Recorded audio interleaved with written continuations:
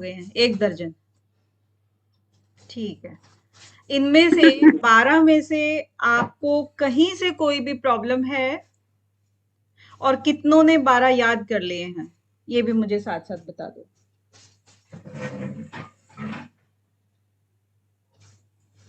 Ma'am अभी याद तो नहीं हुआ है मुझे। 10 याद कर लिया मतलब मैम मेरा अभी नहीं, मेरे अभी नहीं याद हुए। क्योंकि ना 2-2, 3-3, 4-4, 5-5 इसीलिए कराए जा रहे हैं कि आप डेली के डेली याद कर लो। आरुषि जी, हैंड रेज करने की नहीं, सीधे ही आ जाया करो, सीधे ही बोल दिया करो, कोई दिक्कत नहीं है। मैम 7-8 याद है। अच्छा, आरुषि जी क्या कहना चाह रहे हैं आप? Good morning ma'am. Good morning. Ma'am याद है 12 तक ना? हाँ, आपको तो याद होंगे, रिवाइज कर लिए हैं उसके बाद याद है ना? पीछे वाले तो जी नहीं मैम। भूल रहे हो? कहीं से कोई दिक्कत नहीं है? मैं आगे बढ़ूं बिना रिकैप के या फिर रिकैप लेना है? जल्दी मैम बताइए। एक बार ले। अच्छा, ठीक है। तो हम करेंगे 9th वाले सूत्र से स्टार्ट, ठीक है? कल वाला जो था 9, 10, 11, 12 4 हुए थे ना Yes. कल, परसों मीन्स। तो हम 9th से, यानी कि हमने अभी तक किए थे, ये समझ लो कि सारे अष्टांग पूरे 8 अंक कर लिए थे, है ना? 8 अंक के बाद फिर ये क्या कह रहे हैं कि कैसे कैसे हमारे जो संस्कार हैं, जब हम इसके ध्यान की आदत डालते हैं ना, अभ्यास करते हैं, निरोध क्षण बोलते हैं उसको, क्योंकि चित्त की वृत्तियों का निरोध कर रहे होते हैं हम। तो उस निरोध क्षण में क्या कर रहे हैं, हमारा चित्त कैसे बिहेव कर रहा है? तो जो व्युत्थान है, व्युत्थान का क्या हो रहा है? व्युत्थान मतलब जो हमारी चंचलता है, यानी उठना, हमारे विचारों का उठना, अलग अलग तरह के जो विचार हैं, वृत्तियां हैं, उनकी बात कर रहे हैं। वो व्युत्थान निरोध संस्कार्यो और अभिभव प्रादुर्भावो निरोध क्षण चित्त अन्वयो निरोध परिणाम। एक एक शब्द को बड़े ध्यान से देखना है इसमें।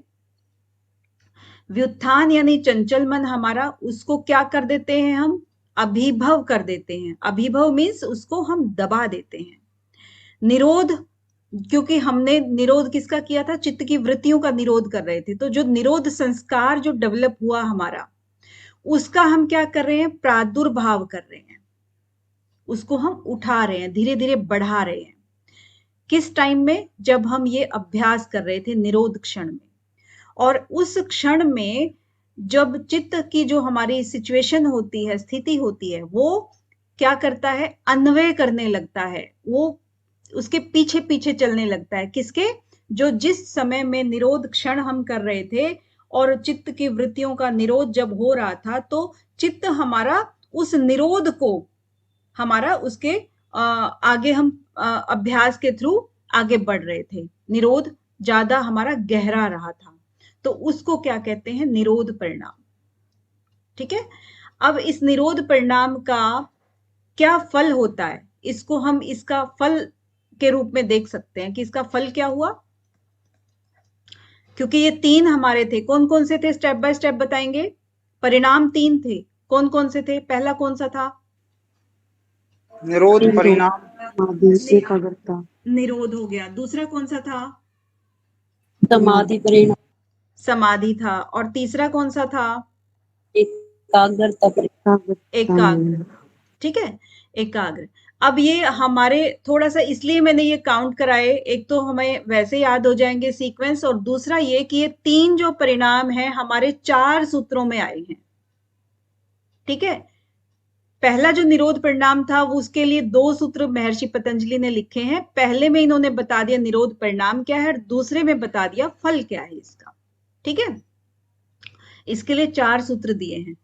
और फल के लिए क्या कहते हैं? तस्य प्रशांत वाहिता संस्कारात। अब जो ये संस्कार डेवलप हुआ ना, निरोध संस्कार जो ऊपर लिखा है, क्योंकि वो गहरा गया है, हमने चित्त की वृत्तियों का निरोध करते करते ये निरोध संस्कार जो है ना वो गहरा गया है, अभ्यास ज्यादा हो गया इसमें। तब तस्य, तब प्रशांत यानी कि शांति की धारा बहने लगती है। अशांत चित्त हमारा कब होता है? जब ढेर सारी चित्त की वृत्तियां, विचार हमारे मन में उठते रहते हैं, कभी अच्छे कभी बुरे, एक से दूसरा लिंक कर जाता है, दूसरे से तीसरा लिंक कर जाता है। इस तरीके से जो लिंक के आगे बढ़ते जाते हैं तो हमारा चित्त या मन अशांत रहता है।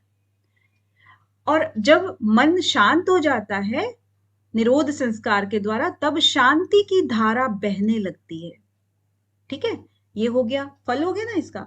11वें में क्या कह रहे हैं कि सर्वार्थता एकाग्रतयो क्षयोदयो चित्तस्य समाधि परिणामः। अब समाधि परिणाम के लिए क्या कहते हैं? सर्वार्थता, जो चित्त हमारा सर्व अर्थ लिए हुए है, जो सर्व अर्थ यहाँ, क्योंकि ये तो इसका फल था वैसे, लेकिन जो हम यहाँ पर प्रैक्टिस कर रहे थे, अभ्यास कर रहे थे व्युत्थान और निरोध का, तो जो चंचल मन था हमारा, जब वो सर्वार्थता थी, उसमें सर्व अर्थ लिए हुए था, अभी एक चीज सोच रहा है, फिर दूसरी सोच रहा है, फिर तीसरी सोच रहा है, उसका क्या किया? क्षय कर दिया है, उसको खत्म कर रहे हैं। और एकाग्रता, जो हमने निरोध की जो अभ्यास किया था, फिर धीरे धीरे एकाग्रता ही कहेंगे ना दूसरे शब्दों में हम इसको, तो एकाग्रता का क्या किया? उदय कर दिया है। ठीक है, चित्त से समाधि परिणाम है। यानी कि ये तो कंटिन्यू था अभ्यास के अंतर्गत। ठीक है, जब अभ्यास कर रहे हैं, और यहां पर ये समझो कि अभ्यास करीब करीब संपूर्ण हो रहा है, तो यानी कि और भी ज्यादा परिपक्व हुआ, तब समाधि परिणाम में कन्वर्ट हो गया। बात वही है सारी कि सर्व अर्थ लिए हुए या व्युत्थान, यानी कि चंचल मन जो होता है सर्व अर्थ लिए हुए, और एकाग्रता, जब हमने निरोध किया एकाग्रता आई उसको। ठीक है ना, सर्व अर्थ को हमने क्षय किया और एकाग्रता का उदय किया, तो वो क्या है? चित्त का समाधि परिणाम हो गया। 12वें में कहते हैं ततः, यानी उससे क्या हुआ? ततः पुनः शांत उदितो। अब देखिए यहां पर क्षयोदयो है, यहां पर भी बच्चे कंफ्यूज हो जाते हैं और सूत्र का गलत अर्थ निकाल लेते हैं। यहां पर अगर ये कहा जाए कि सर्वार्थता एकाग्रतो क्षयोदय चित्तस्य, यहां पर करके और आगे डैश डैश दे देंगे, तो आपने तो यहां भी देखा है कि उदितो तो यहां भी आया है भाई, तो यहां पर बहुत बच्चे जो है ना एकाग्रता परिणाम इसके आगे कर देते हैं, और ये हुआ भी है, इसलिए मैं बता रही हूँ, डिफरेंस बता रही हूँ ताकि आप कंफ्यूज ना हो। यहां पर सर्वार्थता एकाग्रतयो को क्षयोदयो किया था, ठीक है, और यहां पर ततः पुनः शांत उदितो, यहां पर शांत है, ऑलरेडी शांत है, यानी कि उदय जिस चीज का हुआ एकाग्रता का, वो चीज शांत हो गई, तस्य प्रशांत वाहिता, यानी कि शांति ऑलरेडी है। ठीक है, लेकिन वो उदित होती रहती है। अब यहां पर क्या था? चित्त, ये मान लीजिए चित्त है, और चित्त क्या है? सर्व अर्थ लिए हुए था, ऐसे कभी ये विचार आ रहा है, ठीक है, कभी ये विचार आ रहा है, कभी ये आ रहा है ना, अलग अलग टॉपिक्स के ऊपर हमारे विचार स्प्रेड हो रहे हैं यहां पर सर्वार्थता में। ठीक है, लेकिन यहां पर क्या है? यहां पर देखिए चित्त ये है और ये इसका विचार है, एक ही विचार है। मान लीजिए ये हम क्या कहेंगे यहां पर? शांत उदितो, यानी कि विचार एक ही विचार चल रहा है, विचार एक ही है, एकाग्रता पर ही है, लेकिन कभी तो ये दब रहा है, कभी ये उभर रहा है, कभी ये शांत हो रहा है, या फिर अब इसको हम ऐसे कह सकते हैं, ये कभी उठ रहा है फिर शांत हो रहा है, फिर उठ रहा है फिर शांत हो रहा है, फिर उठ रहा है। क्योंकि देखिए यहां तक इसने एकाग्रता की किसी भी उसमें विषय में, किसी भी आलंबन में, उसके बाद ये उदित हो गया। यानी कि जब भगवान कृष्ण की मूर्ति अगर हम कहते हैं कि उसके ऊपर उन्होंने एकाग्रता की, लेकिन फिर एक विचार आ गया कि भगवान कृष्ण का जन्म कब हुआ था, ठीक है, कहाँ पे हुआ था, मथुरा में हुआ था कि जेल में हुआ था, उनके बाबा कौन थे, उन्होंने क्या किया था, मतलब उन्हीं के बारे में ही विचार है, किसी और के बारे में नहीं है। मीन्स एकाग्रता तो है, लेकिन उनके विचारों में थोड़ा सा डिफरेंस ये आ जाता है कि वो कभी शांत हो रहे हैं, कभी उदय हो रहे हैं, एक ही विचार में, शांत और उदित। ठीक है, तुल्य प्रत्यय। अब तुल्य प्रत्यय मतलब उसी के ही, जो एक ही था विचार, उसकी बात करें, तुल्य प्रत्यय। ठीक है, एक ही विचार के, एक ही आलंबन के, कभी तो वो विचार शांत हो रहे हैं, कभी उदित हो रहे हैं। ठीक है, क्लियर है क्या? वो चित्त का एकाग्रता परिणाम है। क्लियर है? आगे बढ़ूं तो मैम तुल्य प्रत्यय मतलब क्या बताया? तुल्य मतलब मतलब एक विचार। ही चीज, एक ही चीज। तुल्य प्रत्यय मतलब समान चीज। समान होता है ना, तुलना करना, मतलब किसी चीज में हम तुलना करते हैं। तो भाई तुलना लड़की लड़की में की जाएगी, लड़का और लड़की में तो नहीं की जाएगी ना तुलना। अगर एक ही क्लास में है, एक ही चीज टीचर पढ़ा रहा है, और दो बच्चों में अगर तुलना करनी हो कि भाई टीचर भी तुम्हारा एक है और तुम्हारे मार्क्स भी ऐसे यार, तो तुलना होती है समान चीजों में। ठीक है ना? तो यहां पर समान का मतलब है कि आपका आलंबन तो एक ही है, लेकिन उसमें तुलनात्मक, यानी कि एक ही चीज में फिर शांत वो विचार उठ रहे हैं और शांत हो रहे हैं। ठीक है? ओके। ठीक है। अब ये सारे के सारे ना सूत्र मोस्ट इंपॉर्टेंट है, most most most most important है, इसीलिए एक एक शब्द को बड़े ध्यान से देखना है। अब 13वें में क्या कह रहा है कि एतेन भूतेन्द्रियेषु धर्म लक्षण अवस्था परिणामा व्याख्याता। अब जिस तरीके से इन्होंने ऊपर कौन कौन सी निरोध, समाधि, एकाग्रता की बात की है, उसी तरीके से आगे ये क्या कह रहे हैं कि एतेन, इसी तरह से, भूत इंद्रियेषु, भूत का मतलब है पंच महाभूत, और इंद्रियां जो हमारी सारी इंद्रियां हैं उनकी बात कर रहे हैं, धर्म लक्षण अवस्था। इसी तरह से ये परिणाम की बात करें ना यहाँ पे, तो ऊपर हमारे क्या थे? ऊपर भी सारे परिणाम ही थे ना?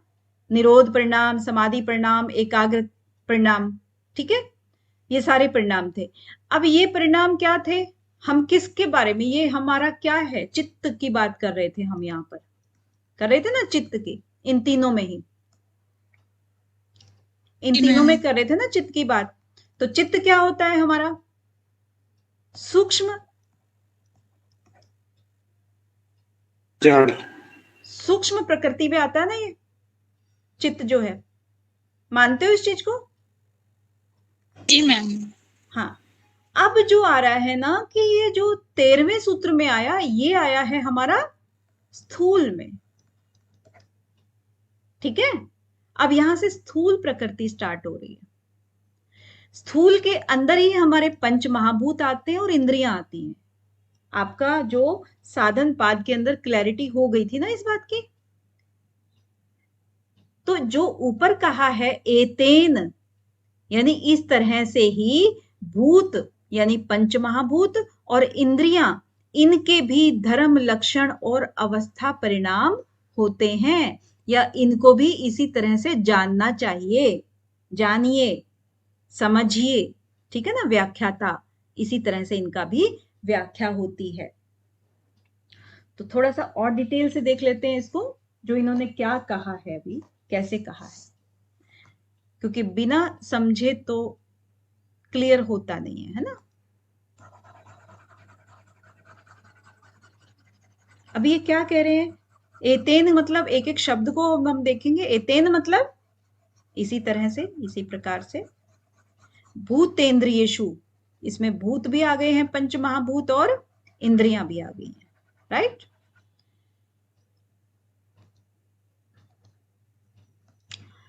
अब धर्म लक्षण अवस्था, यहां पर इनको ज्यादा थोड़ा सा और डिटेल में देखने की जरूरत होती है कि धर्म क्या होता है और धर्मी क्या होता है। ये परसों भी बताया था ना कि धर्म और धर्मी, थोड़ा सा आपको इंट्रोडक्शन दिया था कि धर्म और धर्मी क्या होता है। धर्मी और धर्म क्या होता है, कोई बताएगा मुझे, किसी को अगर थोड़ा सा भी याद हो तो बताओ जरा। मिट्टी और घड़ा बताया था मैम आपने। क्या बताया था? मिट्टी और घड़ी का रिलेशन मैम बताया था। अच्छा, मैं क्लास में नहीं था। देखो, धर्मी क्या होता है? जिसमें धर्म रहता है, सीधी सी बात है ना? घर एक होता है, एक घर वाला होता है, या फिर हम कहें कि एक शक्ति होती है, एक शक्तिमान होता है ना? शक्ति जिसके अंदर रहती है, एक ऊर्जा होती है, एक ऊर्जावान होता है। शक्ति और शक्तिमान, जिसके अंदर शक्ति रहती है, जिसके अंदर ऊर्जा रहती है, ऊर्जावान, जिसके अंदर ऊर्जा रहती है। अब समझने वाली बात यह है कि अगर मान लीजिए कि ऊर्जा है, क्या ऊर्जा अगर कहीं पर भी किसी ऑब्जेक्ट में नहीं होगी तो क्या उस ऊर्जा का हम यूज कर सकते हैं, या कोई वो ऊर्जा काम की है? नहीं है। शक्ति, नहीं। हाँ, शक्ति अगर किसी भी ऑब्जेक्ट में नहीं है तो वो शक्ति किसी काम की नहीं है ना। इसी तरह से धर्म और धर्मी की बात आती है। धर्मी मतलब जिसके अंदर धर्म विद्यमान रहता है, उसको धर्मी कहते हैं। जो धर्मेंद्र जी अभी बता रहे हैं कि मिट्टी और घड़े का एग्जाम्पल दिया था, अब मिट्टी को हम क्या कहेंगे? धर्मी, क्योंकि मिट्टी के अंदर से हम सभी चीजें बना सकते हैं। उसकी हम मूर्ति बना सकते हैं, उसका घड़ा बना सकते हैं, उसके दिए बना सकते हैं, उसका खिलौने बना सकते हैं, घर बना सकते हैं, बहुत सारी चीजें मिट्टी से बनती हैं। तो वो उसका धर्म हो गया। धर्म क्या है? धर्म परिवर्तन होता है हमेशा, क्योंकि अगर मिट्टी से घर बना तो उसका अलग धर्म हो गया, मिट्टी से हमने कुछ और बनाया तो उसका अलग धर्म हो गया। तो धर्म परिवर्तन होता है, लेकिन धर्मी के अंदर ये सब चीजें भूत भविष्य वर्तमान सब में विद्यमान रहती हैं, सब हर टाइम पे विद्यमान रहती है धर्मी के अंदर। कभी चाहे वो प्रकट हो रही है, कभी नहीं प्रकट हो रही है। ठीक है, तो अभी इसी चीज को हम मैम डिटेल इसका से देखेंगे। अर्थ सत्य और सत्य से भी ले सकते हैं, जो सर ने बताया था, सत्य जो हाँ, पूरे टाइम ऐसी। सत्य जो होता है वो हमेशा रहने वाला होता है। बिल्कुल बिल्कुल ठीक है, एकदम करेक्ट इसका एग्जाम्पल है, क्योंकि सत्य जो होता है वो हमेशा रहने वाला होता है, और सत्य जो है वो टेम्परेरी होता है, वो चेंज हो सकता है। तो अभी जो है इसको हम थोड़ा सा और डिटेल से देखेंगे कि धर्म क्या होता है, लक्षण क्या होता है, और अवस्था क्या होती है ना। क्योंकि एतेन भूतेन्द्रियेषु तो सबको समझ में आ रहा है कि इसी तरह से भूतकाल मतलब पंचभूत और इंद्रियां, इनके भी धर्म, लक्षण और अवस्था परिणाम होते हैं। तो अब यहां पर देखिए धर्म परिणाम हम देख लेते हैं। सबसे पहले धर्म, ठीक है, इसको हम देखते हैं। धर्म में क्या कहते हैं कि जैसे मान लीजिए मिट्टी का एक धर्म है, क्या है? घड़ा बनाना होगा एक एग्जाम्पल के तौर पे। तो फिर क्या होता है? सबसे पहले हम एक प्रोसेस होता है कि उसके पानी के अंदर हम उसको मिट्टी को गीला करते हैं, उसका पिंड बनाते हैं, फिर चाक पर रखेंगे, फिर उसे पकाएंगे, फिर वो यूज करेंगे, फिर वो टूट जाएगा, फिर मिट्टी में मिल जाएगा। तो हो गया ना उसका धर्म परिवर्तन, धर्म परिणाम। यानी कि परिणाम का मतलब ही ये होता है कि चेंज होना, एक तरह से परिणाम देना। यानी कि पहले कुछ और चीज थी, धीरे धीरे करके कुछ और बन गई। अगले कुछ सूत्रों में इसी की एक्सप्लेनेशन है सारी की सारी। ठीक है, परिणाम का मतलब ही क्या होता है? चेंज होना। जैसे होता है ना, परिणाम हो गया, या हमने कुछ किया था, करने का, क्रिया का परिणाम हो गया। तो यहां पर क्या हुआ? धर्म का परिणाम हो गया ना, कि धर्म परिणाम हो गया वो कि भाई मिट्टी है, उससे हमने ये चीजें करी स्टेप बाय स्टेप, और उसके परिणाम जो है ना ये होते चले गए। अब आता है लक्षण। अब लक्षण में भी चीज है कि एक मिट्टी जो है ना, वो मिट्टी किस रूप में पड़ी हुई है। पहले हम देखते हैं कि बिल्कुल चाहे वो पहाड़ के रूप में पड़ी है, मिट्टी के पहाड़ होते हैं ना, पहाड़ में पड़ी है। अगर वो रेतीली है तो रेत के रूप में पड़ी हुई है। किसी भी तरह से वो मिट्टी एकदम से पड़ी हुई है, ढेले के रूप में पड़ी हुई है ना। अब उस मिट्टी को जब हम घड़ा बनाने की कोशिश करते हैं, खिलौने बनाने की कोशिश करते हैं, या कुछ और घर बनाने की कोशिश करते हैं, तो फिर उसको हम उसी तरीके से चेंज करेंगे ना उसको। जैसे कि अगर घड़ा बनाया तो उसको बहुत बारीकी से छलनी में से छानेंगे, पूरा ये करेंगे, तो वो बारीक, एकदम बारीक उसमें हम चेंज कर लेते हैं। तो क्या हुआ? जो पहले मिट्टी का ढेला था वो बाद में क्या हुआ? बारीक मिट्टी में चेंज कर लिया उसने। तो ये उसका लक्षण चेंज हो गया ना, लक्षण। एक तो अगर आप मिट्टी रॉ यूज नहीं कर सकते हो, फिर उसके बाद आपने मिट्टी को स्मूथ कर लिया है। अब स्मूथ करने के बाद फिर आपने चाक पे उसको घड़ा बना लिया है, कच्चा घड़ा। तो कच्चा घड़ा किसी काम का नहीं होता है, ठीक है, लेकिन उसका लक्षण तो फिर भी चेंज हो गया है। फिर उसके बाद उसको आपने पकाया, पकाने के बाद आप उसमें घड़े में पानी भी रख सकते हो, फिर उसका लक्षण चेंज हो गया। ठीक है ना। अब उपयोग जो भी चीज की उपयोगिता होती है तो वो उसके लक्षण हो गए। अब अवस्था की बात करते हैं। अवस्था में जैसा सब जानते भी हैं कि हमारी खुद की भी जो मनुष्य जीवन है या जो कोई भी प्राणी इस दुनिया में आया है तो सबकी अवस्थाएं चेंज होती हैं। जन्म है, बाल्यावस्था है, और ये आपकी जवानी है, उसके बाद वृद्धावस्था है, ये सब करके हमारी अवस्थाएं भी चेंज होती हैं। तो इसी तरह से इस अवस्था की भी बात करें। अगर हमने घड़े का एग्जाम्पल लिया था तो घड़े के एग्जाम्पल में क्या था, जैसे कि पहले क्या था, सबसे पहले वो अभी हम उसको बना ही रहे थे, फिर वो कच्चा था, फिर वो पक गया, उसके अंदर हमने यूज किया, यानी कि वो अपनी पूरी जवानी वाली स्थिति में आ गया, उसको यूज किया। उसके बाद वो टूट गया और टूटने के बाद फिर से मिट्टी में फेंक दिया गया। तो फिर क्या है, उसकी अवस्था परिणाम हो गई ना, बहुत सारी अवस्थाएं उसने देख ली हैं सेम मिट्टी ने, ये है। ठीक है। तो इसी तरीके से अगर हम देखें कि धर्म, लक्षण और अवस्था, इसमें जो चित्त के परिणाम हमने जो ऊपर देखे थे, कौन कौन से थे वो? निरोध, समाधि, एकाग्रता। हाँ, निरोध, समाधि और एकाग्रता, ये चित्त के थे सारे के सारे। तो इसके अंदर भी हम देखें कि धर्म, लक्षण और अवस्था क्या चीज होती है। एग्जाम्पल देख लेते ना, ये तो हमने स्थूल के बारे में बात की अभी, जो मिट्टी, घड़ा और ये सब, और ऊपर जो थी वो सूक्ष्म थी। तो सूक्ष्म के अंदर क्या है, जैसे धर्म परिणाम है, धर्म परिणाम, धर्म में क्या कहेंगे, जो चित्त की जो चंचलता है उसको क्या किया था हमने,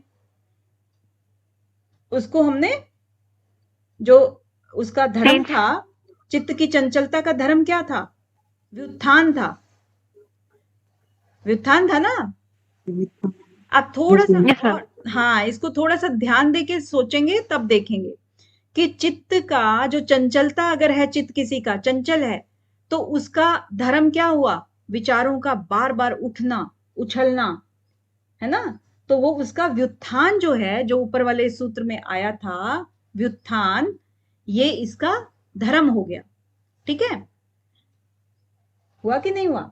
और एकाग्रता जो है वो भी उसका वो हो गया, एक तरह से धर्म हो गया, क्योंकि धर्म जो है चेंज होता है। अगर आप व्युत्थान को दबाओगे और निरोध को ऊपर करोगे तो भी तो एक परिणाम चेंज हुआ ना, तो उसका धर्म चेंज हो गया, उसको हम कहते हैं धर्म परिणाम। फिर आता है लक्षण परिणाम।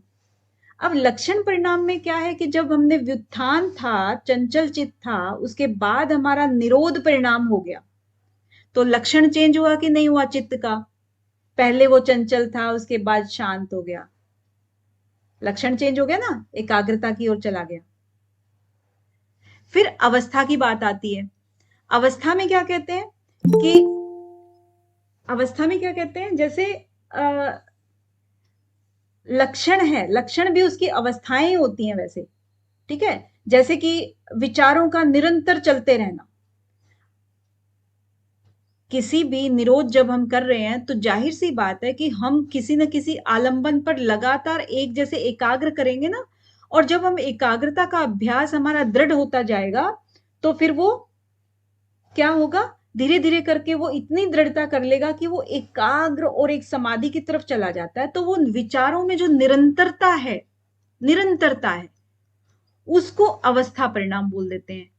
ठीक है, जब चंचलता अगर निरंतर रहती है तो वो भी अवस्था है उसकी, निरोध अगर निरंतर रहता है तो वो भी उसकी अवस्था हो गई। ठीक है, ये मैम, ही। हाँ जी, उसमें जो हर पल जो बदलाव आ रहा है उसको अवस्था कह सकते हैं। हर पल जो देखने को मिल रहा है बदलाव, थिंकिंग में या किसी में। हर पल नहीं, हर पल का परिणाम वो भी होता है, लेकिन पल पल पता है कितना होता है, अभी हम और आप जो बात कर रहे हैं उसमें भी कई पल बीत चुके हैं, जी मैम। है ना। क्योंकि अभी आपकी बाल्यावस्था है वो एक पल की नहीं होती है। जो हमने अभ्यास किया वो अभ्यास निरंतर जब चले, तब वो अवस्था में कन्वर्ट हो जाता है। ये इसकी ये अवस्था चल रही है, ठीक है ना, प्रोसेस चल रहा है, पूरा प्रोसेस है ये। प्रोसेस कभी पल का नहीं होता है ना। तो अब आपको समझ आ गया कि सूक्ष्म में हम क्या कह रहे हैं। इसी तरह से सूक्ष्म के भी हो गए और ये स्थूल के भी हो गए, धर्म, लक्षण और अवस्था। ठीक है, क्लियर है क्या?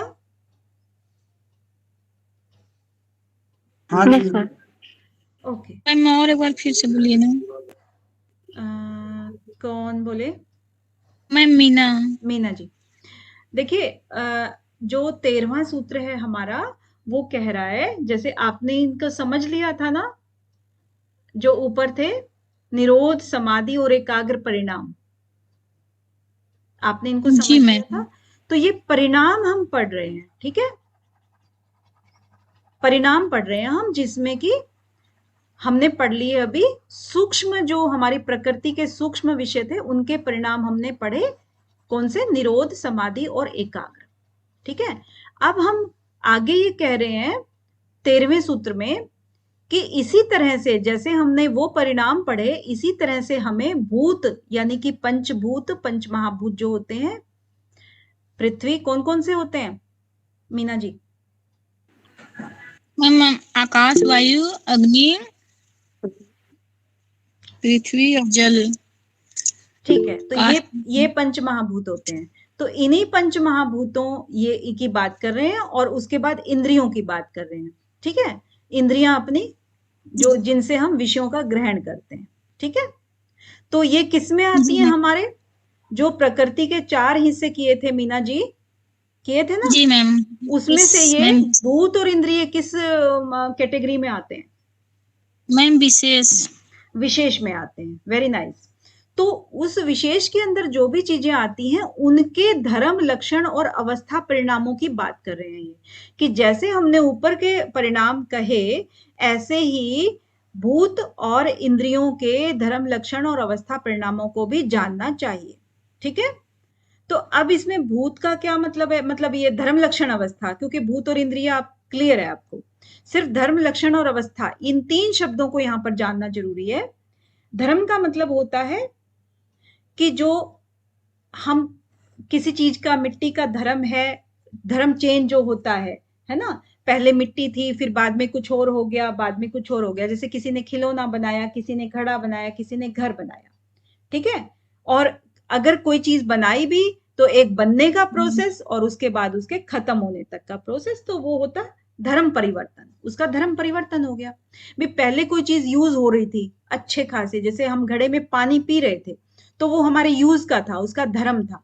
उसके बाद मिट्टी में मिल गया, तो उसका धर्म, वो तो खत्म हो गया ना, अब वो वापस मिट्टी में मिल गया, वो धर्म अब उसका वो धर्म नहीं रहा है, दूसरा धर्म बन गया है। ठीक है, तो धर्म परिणाम हो गया। अब लक्षण परिणाम की बात करते हैं। तो लक्षण में जैसे होता है कि भाई मिट्टी है, मिट्टी की ही बात कर लेते हैं। इसी तरह से हम अग्नि वगैरह की भी बात यही है, सेम चीज है, एग्जाम्पल्स डिफरेंट हो जाते हैं थोड़े से।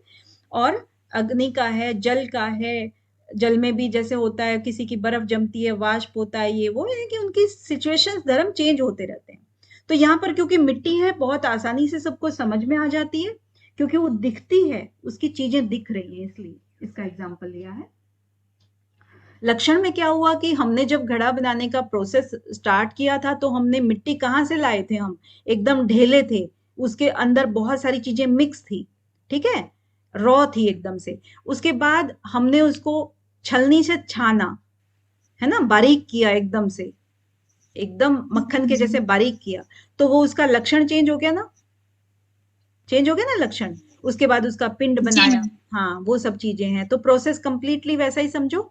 और अवस्था का मतलब है कि सेम चीज है, पहले वो मिट्टी के ढेले के रूप में था, यानी कि अगर मिट्टी का ढेला है पूरा, तो आप समझ सकते हो कि इसके अंदर बहुत सारी चीजें विद्यमान हैं। इसके अंदर घड़ा भी विद्यमान है, इसके अंदर घर भी विद्यमान है, इसके अंदर आपका जो भी चीज बन सकती है, वो सभी चीजें इसके अंतर्गत हैं। ठीक है, लेकिन वो प्रकट रूप में नहीं है। ठीक है, तो उसकी अवस्था धीरे धीरे वो प्रकट रूप में होगी, क्योंकि प्रोसेस हम करेंगे बनाने का।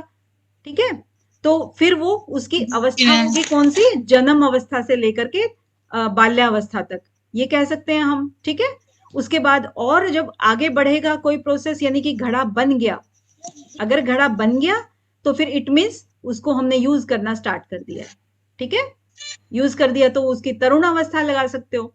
अब ये घड़ा काफी टाइम तक हमने यूज किया, उसके बाद ये टूट गया, टूटने के बाद वो मिट्टी में मिल गया, ठीक है, वो भी एक अवस्था होती है। इसी तरह से आप हमारे अपने ऊपर भी ले सकते हो कि आपने बाल्यपन जी लिया है, अब आप तरुणावस्था के बाद अब जवानी जी रहे हो, उसके बाद वृद्धावस्था आ जाएगी और फिर मिट्टी में मिल जाओगे, ठीक है ना। तो इनको अवस्था बोलते हैं, राइट।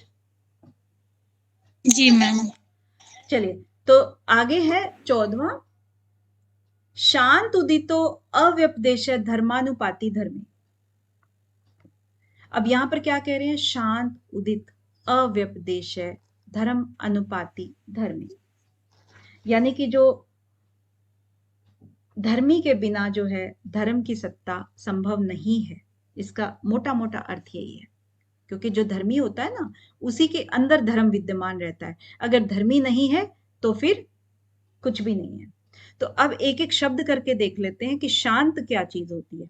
शांत का मतलब होता है जो एकदम शांत है, कोई हलचल नहीं है, यानी कि जो बीत गया हो। कई बार होता है ना कि किसी की बॉडी में से प्राण अगर निकल जाते हैं तो उसको कह देते हैं कि शांत हो गया है, वो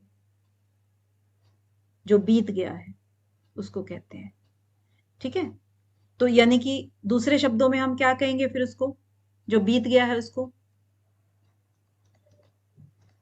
क्या कहेंगे, भूतकाल। भूतकाल कहेंगे, एग्जैक्टली। उदित का मतलब क्या होता है, उदित मतलब उदय होना, प्रकट होना, समझ में आ रहा है ना इसके मतलब से। और जो उदय होता है, प्रकट होता है, इट मीन्स वो दिखाई दे रहा है, दिखाई दे रहा है तो क्या हो गया वो, वर्तमान में। वर्तमान। अगला जो शब्द आता है अव्यपदेश्य। अब इसमें देखिए कि व्यपदेश्य क्या होता है। व्यपदेश्य का मतलब है जो कहा जा सके, जिसको कहने योग्य, वर्णन करने योग्य, यानी कि जिस चीज के बारे में हम कुछ कह सकें उसको कहते हैं व्यपदेश्य। अ नहीं लगाया अभी इसमें, ये सिर्फ इसका मीनिंग बताया है आपको, ठीक है। तो जिसका वर्णन किया जा सकता हो व्यपदेश है, और अब इसके आगे लग गया है तो इट मीन्स है कि जिसका वर्णन ना किया जा सके, हम उसके बारे में कुछ कह ही नहीं सकते। वे कहते हैं ना, भी फ्यूचर के बारे में कौन जानता है, अक्सर ये बात आती है ना सामने, आती है कि नहीं आती है, तो इसको हम क्या कहेंगे, जी मैम आती है। भविष्य। भविष्य कहेंगे, यस। इससे वाले तो मैम बता देते हैं। क्या हुआ, जी मैम सही कह रहे हैं मैम। ठीक है। तो अब क्या है, अव्यपदेश भी आपका हो गया। अब आता है धर्म अनुपाति धर्मी, यानी कि जो धर्मी है, धर्म उसका अनुपात करता है, मतलब उसके पीछे पीछे चलता है। जैसे बोला था ना कि अनु, अनु क्या होता है, पालन।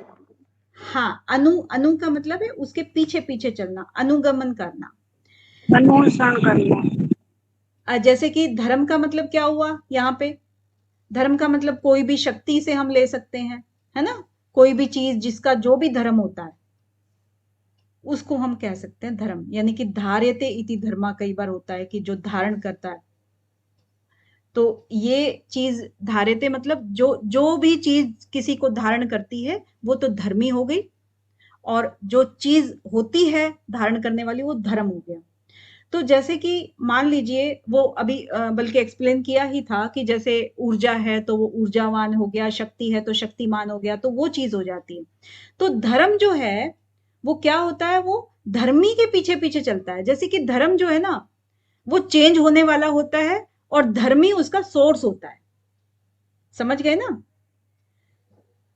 तो यहां पर कहने क्या चाहते हैं इसको, कि जो तीन इन्होंने शब्द लिए, शांत उदित अव्यपदेश है, इन तीन शब्दों का कहने का क्या मतलब है कि जो भूत, वर्तमान और भविष्य इन तीनों में रहता हो, ठीक है, तीनों में जो रहता हो उसको क्या कहते हैं, धर्मी, क्योंकि धर्मी के अंदर ही तो सब रहता है ना, धर्मी के अंदर ही सब कुछ रहता है। अभी यहाँ पर जो एक मिट्टी के ढेले का एग्जाम्पल था, इसमें आप भूत यानी कि जो पहले घड़े टूट चुके हैं वो इसके अंदर मिले हुए हैं, और जो बनने वाले हैं वो भी इसके अंदर मिले हुए हैं कि नहीं, और वर्तमान में है वो तो हमें दिखाई दे रहे हैं, वो ना टूटे हैं ना वो हैं, ठीक है।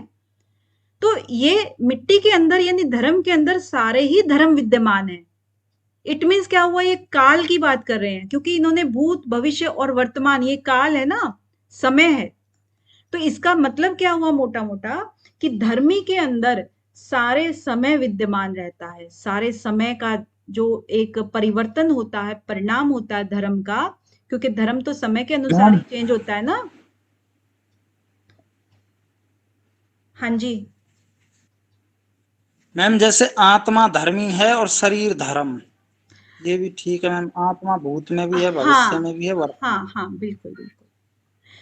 तो इसी तरीके से देखो ना कि काल के बारे में बात कर रहे हैं कि जो शांत है यानी जो भूतकाल है वो भी धर्म है, जो वर्तमान काल है वो भी धर्म है, जो भविष्य काल है वो भी धर्म है, और ये सब के सब धर्मी के अंदर से ही परिवर्तन करते रहते हैं, चेंज होते रहते हैं, यानी कि ये सब इसके अंदर हैं, और जैसे जैसे समय होता है वैसे वैसे अपना परिवर्तन होता रहता है इनका धर्म का, ठीक है। जैसे मान लो कि वही है अवस्थाओं वाली, कि जैसे घड़ा है टूटकर वापस मिट्टी में मिल गया तो क्या हो गया, तो उसको हम क्या कहेंगे यहाँ पर, धर्मी के रूप में आ जाएगा मैम। इन तीनों में से बताइए। अगर घड़ा है वो टूट करके मिल गया वापस मिट्टी में, तो उसको हम यहाँ पर क्या कहेंगे, कौन सा नाम देंगे? शांत। हाँ जी, शांत कहेंगे उसको। शांत मतलब कि वो एग्जिस्ट कर रही थी चीज, लेकिन अब वो वापस अपने धर्मी के अंदर चली गई है, ठीक है, तो उसको हम कहेंगे शांत। और जब घड़ा उपयोग हो रहा है अभी, उसको हम क्या कहेंगे? उदित कहेंगे, बिल्कुल। और अभी घड़ा बना नहीं है लेकिन बनेगा भविष्य में, तो उसको क्या कह देंगे यहाँ पे? अव्यपदेश्य, इसको ये कह देंगे, ठीक है। क्लियर है ना? जी मैम।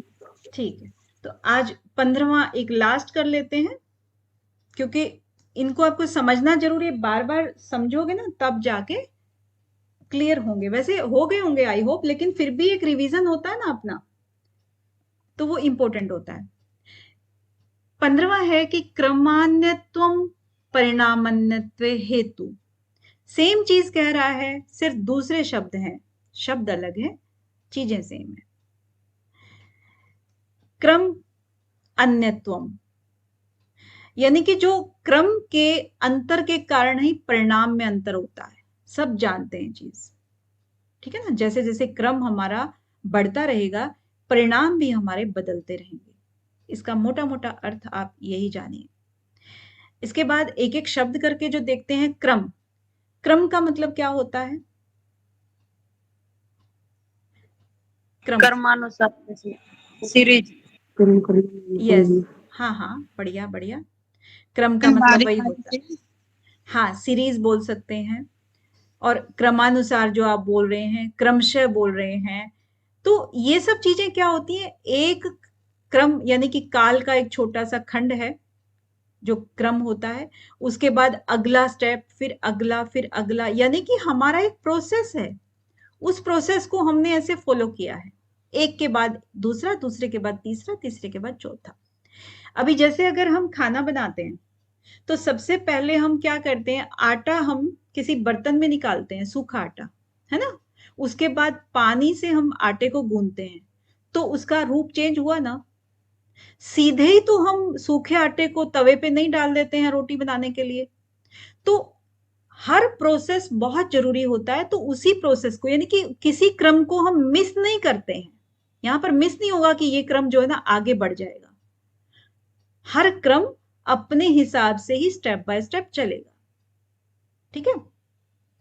तो उसका मतलब हुआ कि सिलसिला, यानी कि एक के बाद दूसरा जारी रहना। अब आगे क्या है? अन्यत्वम। अन्यत्वम क्या होता है? अन्यत्वम का मतलब होता है जैसे कि उसमें बदलाव आना, भिन्नता आना, यानी कि जो चेंज आना, ठीक है, थोड़ा सा अलग तरह से दिखाई देना, ठीक है, वो मतलब अन्यत्वम। आटे में हम जब पानी डाल दिए तो वो चेंजेस। हाँ, वो चेंजेस अन्य अन्य तरह का वो दिखता है। फिर है परिणाम। परिणाम का मतलब हुआ कि जो सबको मालूम है फल होता है परिणाम का मतलब, या नतीजा हो गया, फल हो गया, या किसी चीज के उसमें अंतर आ गया है ना, रूप में रूपांतरण हम कह सकते हैं उसको। अन्नत्वे। अन्नत्वे यानी कि अन्यत्वम और अन्नत्वे एक ही चीज है। इन्होंने 2 बार यूज किया है क्योंकि इसको अर्थ क्लियर करना था अच्छे से। तो अन्यत्व मतलब वही है, बदलाव है। और हेतु, हेतु का मतलब आप बताएं क्या होता दुख का कारण। है? दुख हे का। हेतु। हे हेतु यही तो हुआ। तो हे नहीं बोला ना, हाँ दुख कारण मत वो बोलिए। फल वैसा सुख मतलब उपाय। हेतु मतलब कारण, दुख होता है हेय। हेय मतलब त्यागने योग्य। उसमें वो बात थी कि हेय क्या होता है? हेय मतलब त्यागने योग्य। एग्जैक्टली वर्ड का मीनिंग तो ये होता है, लेकिन हमने वो किया था कि दृष्टि। हेय क्या चीज होती है, आप किस चीज को हेय करोगे, यानी कि दुख जो है ना, जो समाधि के इच्छुक होते हैं, मोक्ष के इच्छुक होते हैं, उनके लिए हेय क्या चीज है? हेय मतलब दुख। और दुख क्या है? आप जो एक साधु प्रवृत्ति का जो भी व्यक्ति होगा उसके लिए सुख भी दुख के बराबर है। मतलब दुख से लिटरल मीनिंग वो नहीं है जो कि हम कहें कि हमारी जो है ना अंग भंग हो गया है, या पेन हो रहा है, या फिर किसी ने हमें पीड़ा दी है, मानसिक पीड़ा, शारीरिक पीड़ा, इनसे नहीं है। वो सुख में भी दुख ही देखते हैं जो साधु होते हैं ना, साधक होते हैं। तो इसीलिए हे क्या बोला था उन्होंने? हे को दुख बोला था, ठीक है। हेयम दुखम अनागतम, यानी कि अब तो जी लिया जो जी लिया, लेकिन आने वाले जो चीज है वो हेय है। और हे हेतु मतलब उसका कारण क्या है? तो हेतु का जो लिटरल मीनिंग दृष्टि से निकलेगा वो हे कारण, हेतु। ठीक है। तो यहां पर क्या कह रहे हैं कि जो क्रम में जो बदलाव होता है उसके कारण जो परिणाम में बदलाव हुआ,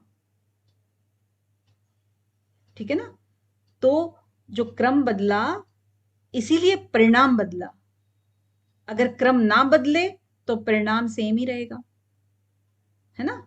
तो जैसे मान लीजिए कि मिट्टी को हम अनेक क्रमों में देख सकते हैं। जैसे पहले भी देखा था कि मिट्टी जो है ना, पहले हमने वैसे ही किसी ढेले के रूप में देखा, फिर उसको हमने बारीक करके उसको एक पिंड बना लिया, क्योंकि पिंड ही तो चाक पे चढ़ता है ना, तो पिंड बना लिया उसका सॉफ्ट सा।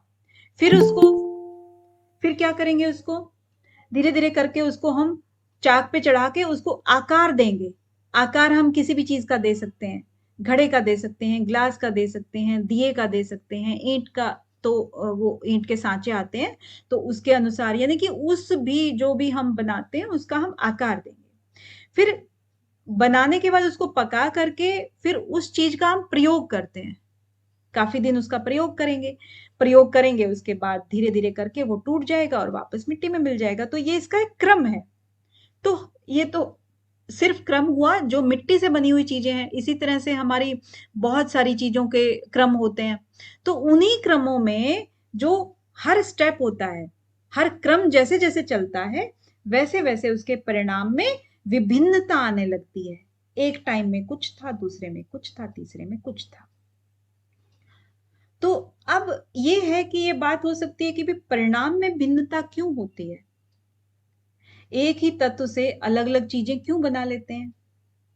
एक ही मिट्टी से किसी ने घड़ा बना लिया, किसी ने ईंट बना दी, किसी ने मतलब कुछ खिलौने बना लिए, किसी ने कुछ कर दिया। तो ये सारी विभिन्नताएं जो होती हैं क्रम में, ये उसके कारण होता है ना।